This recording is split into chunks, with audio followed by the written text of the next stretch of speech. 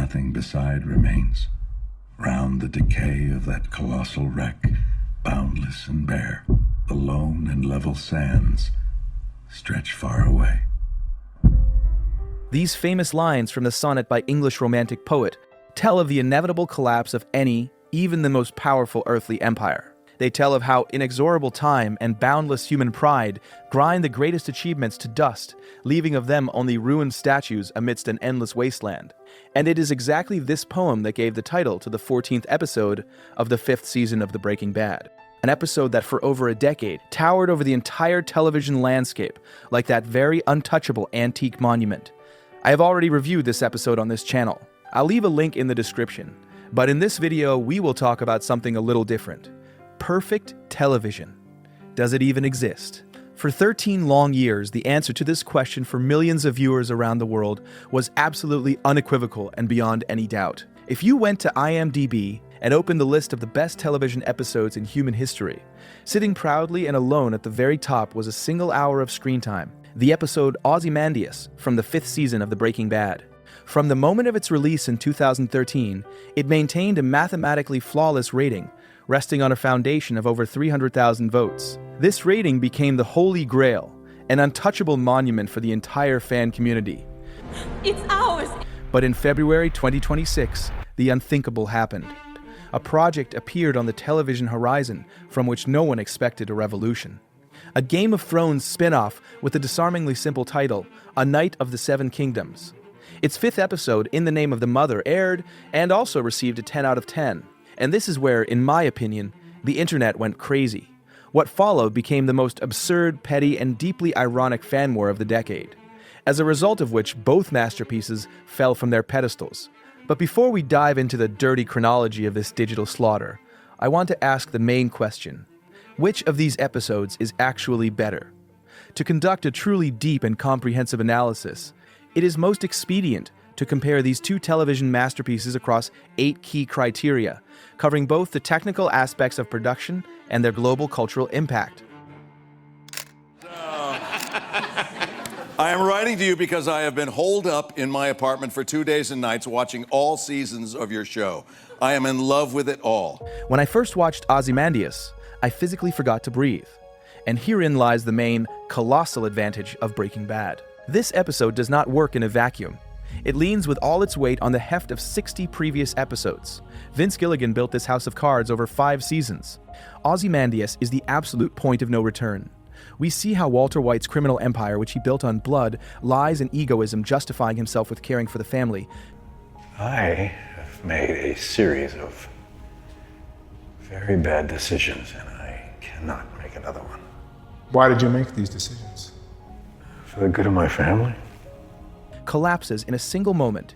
Hank Schrader dies right before my eyes. Walter's family turns away from him with screams of terror after a brutal scene with a knife on the living room floor.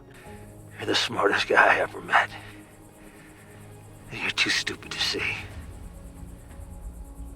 The scale of this tragedy is monumental because we waited years for this reckoning. On the other hand, we have In the Name of the Mother, and here the situation is completely different. This is only the 5th, penultimate episode of the very first season of a new show. By the standards of prestige television, the creators had almost no time to build up momentum. The stakes here are deliberately, almost defiantly tiny. We are not shown the end of the world, an invasion of White Walkers, or the fall of giant continental empires. The entire conflict is built around the life of one penniless hedge knight and his squire. But honestly, it amazes me how brilliantly the episode handles its task. The brutal trial of 7, a tournament of life and death, and the shocking death of the noble Prince Baelor Targaryen at the hand of his own brother provide such a dramatic effect that it makes your heart clench. Ozymandias hits you with the sledgehammer of history, while In the Name of the Mother pierces you with the thin dagger of empathy. There is an important distinction to make here between two very different types of emotional impact. The Knight makes you cry fast, and yes, that is genuinely impressive, but there is a fundamental difference between the shock of surprise and the agony of real accumulated loss. The show simply didn't have enough time for us to truly know him. When Hank is shot in that desert, a man we spent 60 hours with, what we feel is not surprise. It is grief. Personal, accumulated, almost unbearable grief. These are not the same thing. The speed of emotional impact, That is, the knight's technical achievement, but the depth of it, the irreversibility of it, that belongs to Ozymandias.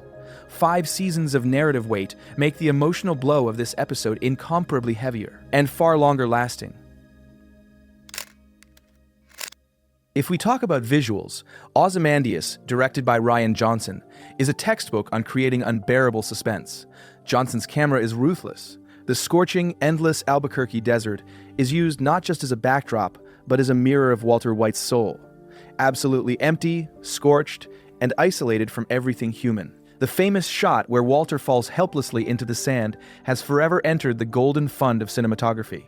This is classic epic language.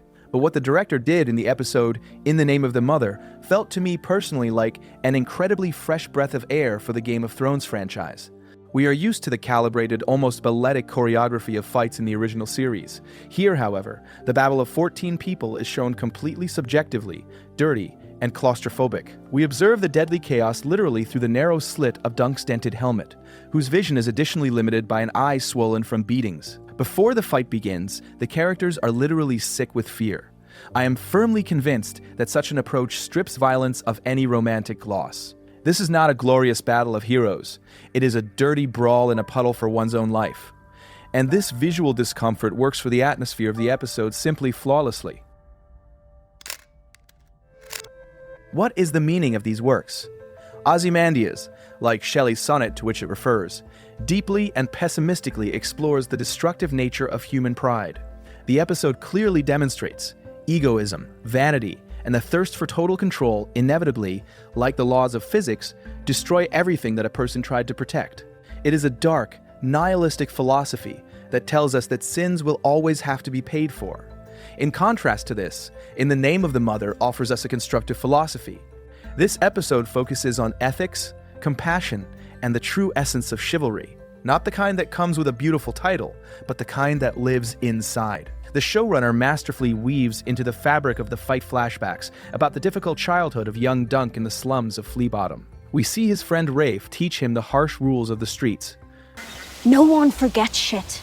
You hurt someone, they hurt you back. These scenes reveal an incredibly important thought to me. Dunk's heroism is born not from his noble upbringing, which he didn't have, but from the cruel lessons of street survival. He defeats the arrogant Prince Arion, not because he fences better, but because he knows how to fight dirty, like a stray dog backed into a corner. Critics are absolutely right when they note that the greatness of this episode is ethical. It is an anthem to the little man who chooses the right path against all odds. There is an important distinction to draw here between the accessibility of a philosophy and its depth. The knight's philosophy is warm, constructive, affirming the dignity of the little man.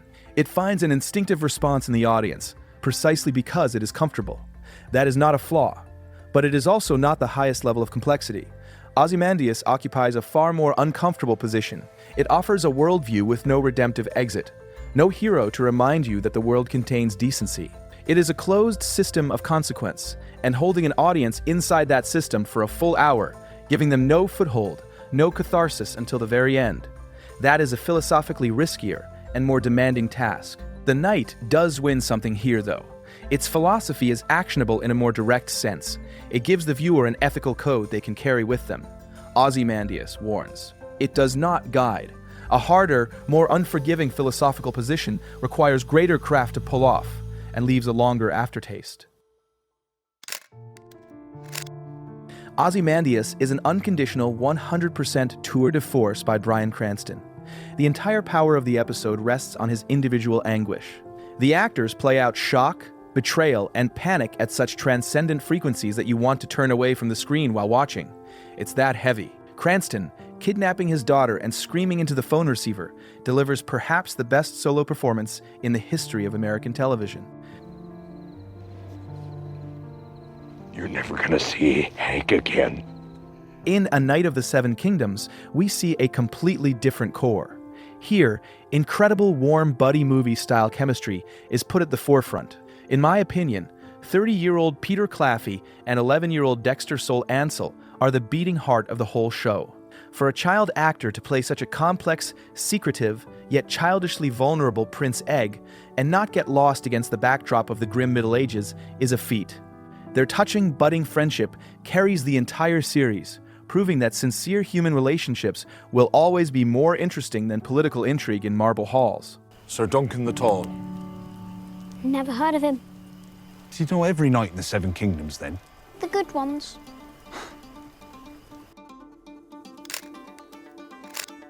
Let's be honest, Ozymandias cemented Breaking Bad's status as an untouchable masterpiece. It became a monument to so-called classic prestige television with its grandiose ambitions, where a complex anti-hero is always at the center. But the significance of In the Name of the Mother for the television landscape of 2026 seems to me even more important in the context of the industry. This episode acted as a true savior for the faltering Game of Thrones brand. After the 8th season of the original collapsed viewer ratings to a disastrous 30%, and the overloaded House of the Dragon began to fatigue the audience, the franchise needed a miracle. And the miracle happened. The Night proved to the HBO bosses that George Martin's universe doesn't need $200 million budgets and crowds of CGI dragons to gather around 14 million viewers at the screens in an evening. The project perfectly hit a new trend that analysts call the feeling economy. The modern viewer is tired of global apocalypses. We want to see humanity, sincerity, and local problems that we can believe in. Dunk and Egg saved Westeros with their simplicity. To objectively assess this criterion, we must distinguish between two types of influence.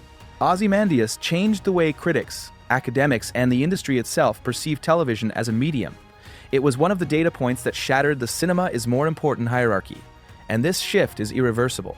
In the Name of the Mother accomplished a different, more specific task. It saved the largest active franchise in the streaming market and validated a new production model, lower budgets, shorter running times, and greater emotional impact. The first is its influence on art history. The second is its influence on current industry practice. We often forget that Ozymandias is a triumph of an original script. Gilligan and his team had complete creative freedom. They could take the story anywhere without looking over their shoulders at anyone. On the other hand, A Knight of the Seven Kingdoms is an adaptation of literary novellas. And, as an avid reader, I can say that this is one of the most careful and intelligent adaptations of recent years. Showrunner Ira Parker didn't just transfer the text to the screen. He understood its very essence. The addition of visual flashbacks about childhood in Flea Bottom is something that wasn't directly in the books, but it brilliantly explained the hero's motivation to the non-reading viewer. This is an example of how television should work with books. Not blindly copy, but expand and deepen the context with the tools of cinema. An original screenplay and a smart adaptation are fundamentally different tasks, but one observation here is unavoidable. The best original creative decision in The Night, the Flea Bottom flashbacks, is an addition to an already existing universe, populated by already existing characters. The entire enterprise begins from a position of reaction to a ready-made framework. Ozymandias was written from a blank page. Every decision, including who to kill and in what order to destroy lives, was made without the safety net of a source text. That doesn't mean adaptation is easier, but it does mean the creative responsibility is distributed differently, and the risk is higher. Complete creative freedom multiplied by complete creative responsibility is a more demanding achievement than even the most brilliant adaptation. Ozymandias operates in the format of a classic prestige hour-long drama. It needs this time to let the viewer feel the full horror of the situation. But look at The Night. Episodes of this show last only from 30 to 42 minutes. In the streaming era, when creators artificially stretch series, filling them with empty fillers, the ability of the creators of The Night to fit the exposition of a tournament, the assembly of a team, deep flashbacks, a massive battle, and the catharsis from the death of the heir to the throne into half an hour evokes standing ovations from me, it is an incredibly concentrated, dense work, without a single wasted frame. It is respect for my time as a viewer. And here we come to the most important, most absurd act of our story. When the episode In the Name of the Mother aired and received rave reviews, momentarily reaching the coveted 10 rating, the radical part of the Breaking Bad fanbase felt a direct threat to their 13-year record. And what did they do? They began to en masse create fake accounts and artificially lower the rating of the new Game of Thrones episode, giving it ones. I had to. For us, for the family. The rating of The Night crept down to 9.8. But they forgot who they were messing with. The multi-million Westeros fandom, deeply insulted by such toxicity, announced a mobilization. They decided to give the Heisenberg fans a taste of their own medicine. Tens of thousands of one-star reviews flooded the Ozymandias page with headlines like, "Lannisters always pay their debts," and "This is for Dunk." The result? For the first time in 13 years, the rating of Ozymandias collapsed to 9.9, and during peak attacks, it dipped all the way down to 9.5. No! Both perfect episodes lost their crowns, and into first place in the IMDb top, like Peter Baelish quietly climbing the ladder of chaos. Comically popped the finale of the old series, 6 Feet Under. I watched this situation, and I can't shake the feeling of the deepest, truly Shakespearean irony. Viewers of both franchises have absolutely catastrophically failed to learn the philosophical lessons of the very works they so fiercely defended. Think about it yourself. What is Breaking Bad about? It is a story about how blind egoism, pride, arrogance, and a pathological thirst to maintain control destroy everything a person loves. Fans of this series, driven by exactly the same egoism and desire to preserve their digital empire, provoked the destruction of their historical record with their own hands. They literally repeated the path of Walter White. On the other hand, the fans of A Knight of the Seven Kingdoms, they entered a dirty, vindictive internet war, stooping to the tactics of underhanded review bombing, for the sake of defending a series whose central theme is absolute knightly honor, compassion, and the rejection of dirty methods. Ser Duncan the Tall would have burned with shame seeing how his defenders wage war on the internet. This conflict laid bare the deepest crisis in the culture of media consumption. In the era of digital tribalism, ratings on aggregators have stopped reflecting the quality of art. They have turned into a weapon, into an instrument of social dominance for unemployed maniacs who tie their personal ego to the rating of a television episode. And this is incredibly sad. But while virtual lords continue to weave intrigues and fight meaningless battles for tenths of a point, the true magic of television remains unchanged. It does not depend on ratings. It lies in the ability of art to give us catharsis, whether through the deafening and terrifying fall of a criminal genius in the New Mexico desert, or through the sincere, warm smile of a simple knight and his bald squire on the muddy roads of Westeros. Art should not be a competition, and the real tragedy lies not in the drop of numbers on a website, but in our inability to learn from the heroes we love so much. And yet, and I realize this may feel like a strange place to arrive after everything that's been said, I don't think both are masterpieces is the whole truth. I think it is the kind thing to say. And kindness in criticism is not always the same as honesty. So let me be honest, after 8 criteria, after every comparison I was capable of constructing, after every attempt to give, in the name of the mother, the fairest possible hearing, and I hope this analysis has demonstrated that I genuinely tried, my conclusion is that Ozymandias is the greater work of television. But here is what matters about that conclusion. It does not diminish the knight. Losing to Ozymandias across most criteria is like losing a sprint to someone widely considered the greatest sprinter in the history of the medium. That is not defeat, that is context. In the Name of the Mother is an outstanding piece of television, perhaps the best of anything that aired in 2026. There simply exists one specific episode, made in 2013, that operates at a different level of complexity, a different level of risk, and a different level of irreversibility in its impact on the viewer. A true knight always finishes a story.